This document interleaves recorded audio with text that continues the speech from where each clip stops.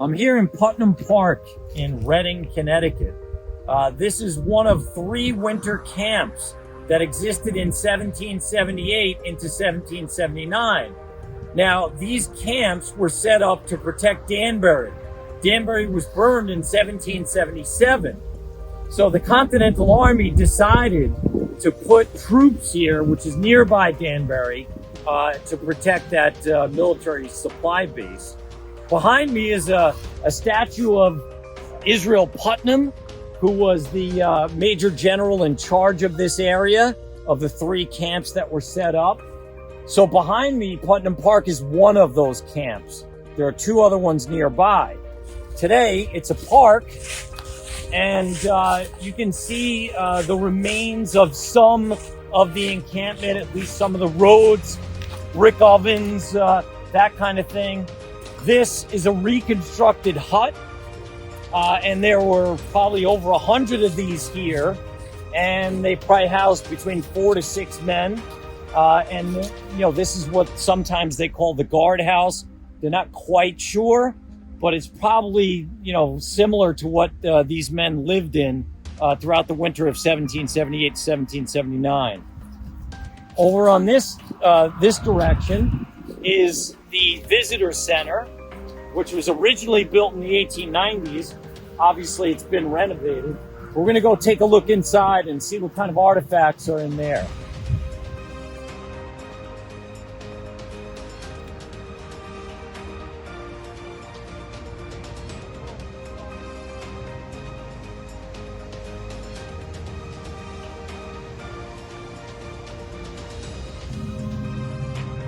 So this is the visitor center I was talking about before. So let's go in and take a look.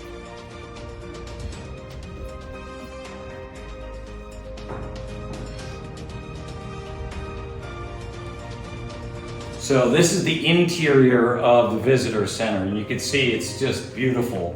They did a fantastic job. There's a lot of these informational plaques that tell you a little bit about literature. A very famous book that was written, it's a fictional account of a soldier that was stationed here. My brother Sam is dead. I know a lot of 7th grade teachers use that. And certainly this book, which is not a made-up account, this is an actual account of a soldier named Joseph Plum Martin, who wrote after the war, well after the war, about his memoirs serving in the Continental Army. So he was in fact stationed nearby here. He was not in fact stationed in Putnam Park itself, but he was in one of the other 2 camps that are close by. So if you look at the rest of the visitor center, you have displays of soldiers. In this case, he would probably be an artillery soldier. You have the enemy soldier here, a British light infantry soldier that fought nearby. You also have the legend of General Israel Putnam, and that's what Putnam County, New York is named after. And you got that fabulous statue in the front. They also have some displays of Civil War memorabilia from the state of Connecticut, but for the most part, most of this is devoted to the Revolutionary era, and I certainly encourage you to visit.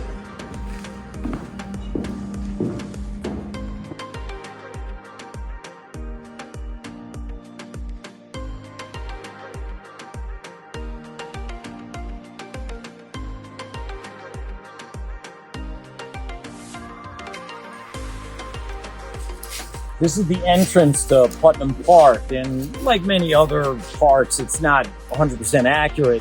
As a matter of fact, these cannons date back really to the Civil War.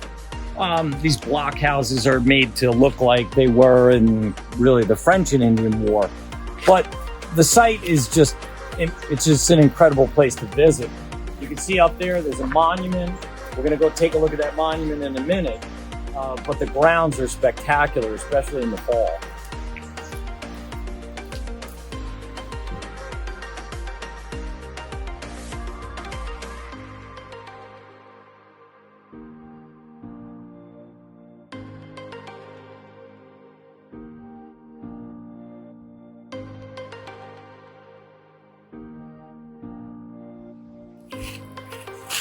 Behind me is the monument to the men of 76, which really they mean the men of the American Revolution. Again, this place was not occupied until 1778. But we do remember the sacrifice of all the men that served, and certainly the men that served here at Putnam Park. Now, it's a beautiful fall day, but imagine this in the winter. And these guys are not getting paid regularly. They're not getting great meals, and they stuck to it. And without their sacrifice, we would not have a nation.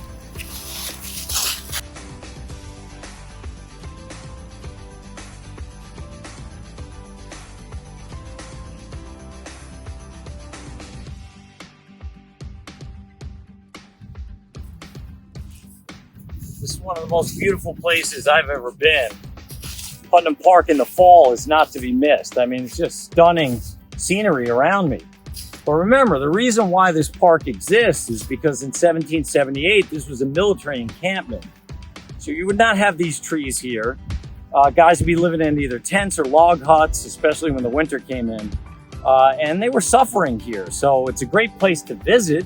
I don't know if you want to be posted here in 1778, but it is a wonderful place to visit today.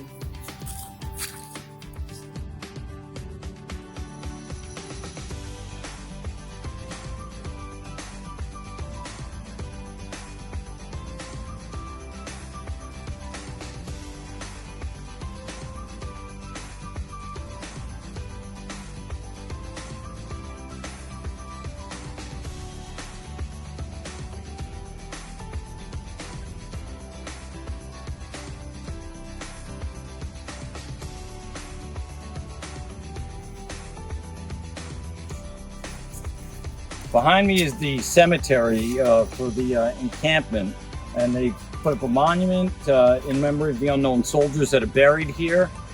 They do think that the cemetery is somewhere in this vicinity, and they also believe that there's an officer's hut nearby as well. I believe where these stones are, that might have been a chimney. So, you know, this is a solemn place to go to remember the fallen in the encampment.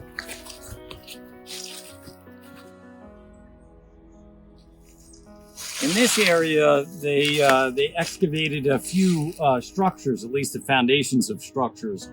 We know in the ravine behind me, there was a bake oven, which every encampment would need, because bread is going to be the basic food that these soldiers are going to be eating.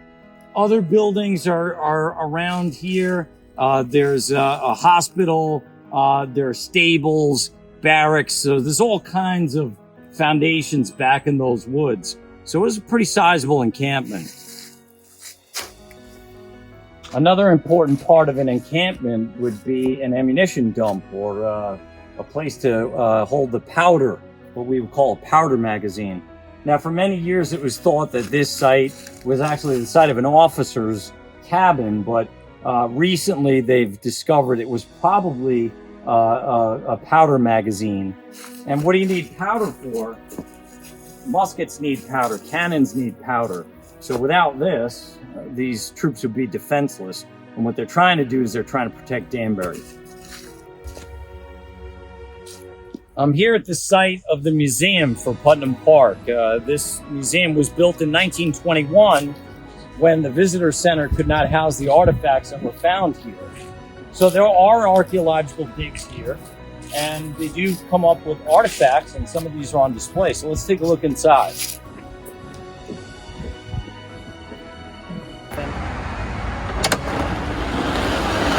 So this is the inside of the museum, so let's take a look inside. Come on in.